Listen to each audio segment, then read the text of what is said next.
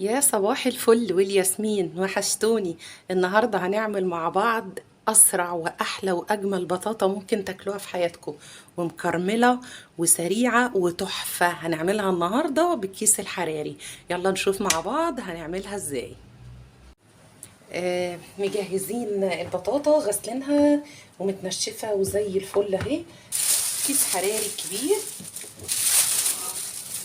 هجيب صاج كده من بتوع الفرن، احط فيه الكيس علشان البطاطا تقيله ومش هينفع بعد ما احطها في الكيس هنقلها في الصاج. فنحط الكيس كده في الصاج، نبدا نرص البطاطا كده. اضم الكيس كده. قبل ما اضم الكيس نسيت اهم حاجه، معلقتين سكر كبار. ونقفل. الفرن والع زي ما اتفقنا على اعلى حاجه. نفرم الكيس من الجنب كده حاجه خفيفه قوي، او نعمل له خرمين صغيرين من هنا يا من هنا يا من هنا، مش فارقه.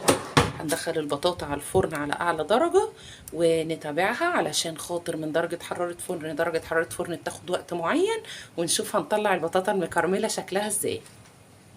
البطاطا خرجت من الفرن وطالعه تحفه. شايفين الكرمله عامله ازاي؟ شايفين الكراميل بيمط ازاي؟ انا نفسي تشموا الريحه اللي قلبت الشقه. ونص ساعه البطاطا كانت مستويه.